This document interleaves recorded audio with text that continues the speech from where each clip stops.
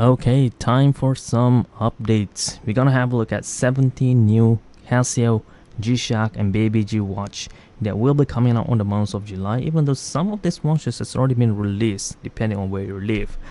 Starting off with the Psychedelic multicolor series. There are two new models.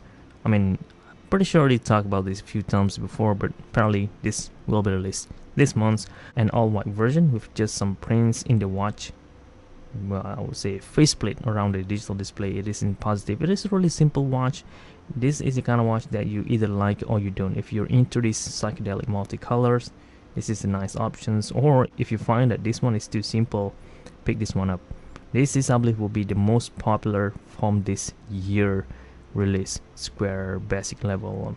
This is the W5610DN at 14,300, slightly more expensive, but I totally understand why, looking at all the different colors that they need to use to make this watch, especially that two-tone bezel.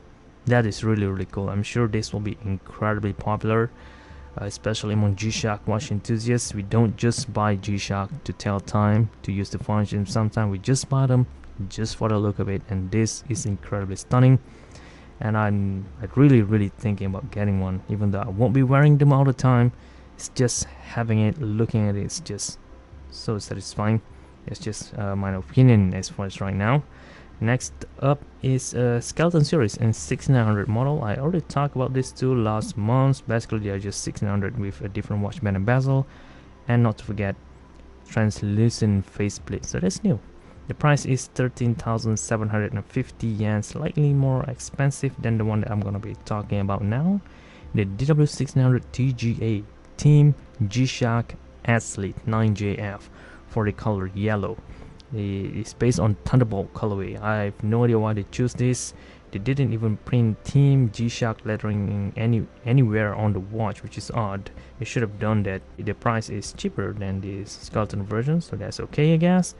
And if I'm not mistaken, this 6900 and another one would be the square DW5600 TGA at 13,200, made for their athlete. You know that G-Shock are sponsor to most youth culture, youth related sports athlete. If you look at all these watches over here, the square, the 6900, all of these color variants, these are all made for the youth audience, not for the older audience like me.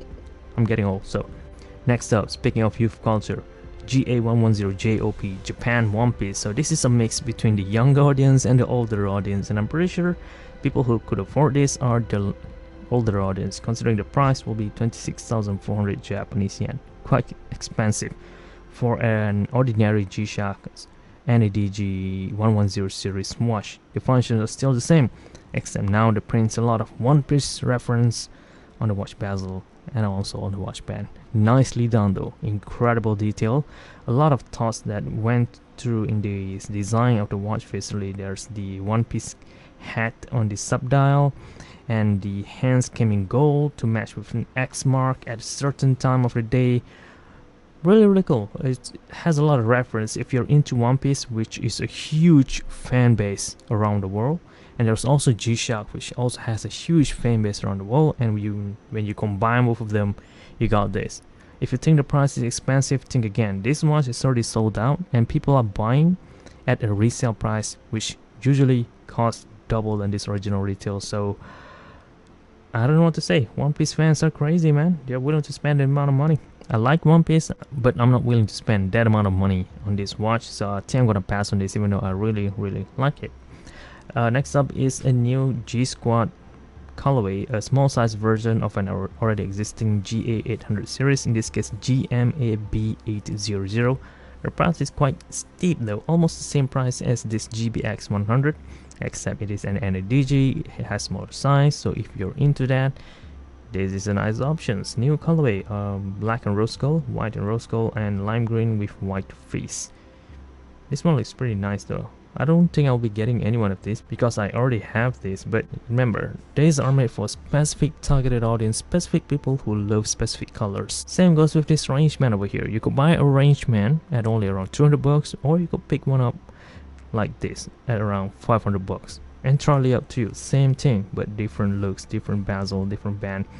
So in this case, it is a collaboration with Sendai Fire Buryo in Japan, of course. I'm not willing to spend that amount of money anyway. I already have a lot of G-Shock which that functions. But if you're into Rangeman, I know some people that only collect G-Shock Rangeman watch. This could be a nice addition to your collections, not mine. Next up is GWB 5600 DC Digital Camo Square G-Shock Bluetooth solar powered watch, which I already have on bracelet. I'm sure you guys already knows that, so I don't think I'll be getting one of these. I already seen this watch in person, really, and it turns out it didn't look as good as I thought. It looked more like a dark gray, and the lime green accents didn't really pop, but the digital camera print is there, so that's okay. Last but not least is GWRB 1000 Honda Jet collaboration in black and white face with an airplane on the sub dial. I already own one of these watches, so I don't think I'll be getting another one, but this one will be incredibly limited. It is a collaboration with Honda. I mean, everybody knows Honda. It's a big brand worldwide, and they are making jet, and they use the same material that they used to make their private elite jet to build one of these. And the price is, well, expensive. It is a carbon monocoque nonetheless, so the construction is there, and if you just want functions, this is not for you. This is something that you add in your collection after you already own everything else. Okay, moving on, we have BayBG watch now. This is a collaboration as well, BGA 260CH Chums collaboration. I'm not familiar with the brand, but looking at the watch, it looks nice, it looks fun. It has black base with a lot of the Rasta color style lettering around the bezel, and I like the packaging. It is really cool. It features a sleeping bag for you to put the watch in, and a casket as well, so that's pretty cool. Really fun BayBG watch to have, except the price is 18,700. Yeah, I'll add a purchase link down in the description box if I could find them, but I don't think I'll be getting them unless the price went lower. Next up, BGD 570TG, similar thing like the one we looked before, the Team G-Shock, but now this one is for their BayBG fans, BayBG audience, something like that. Last but not least is sports gear, to be specific, fishing gear.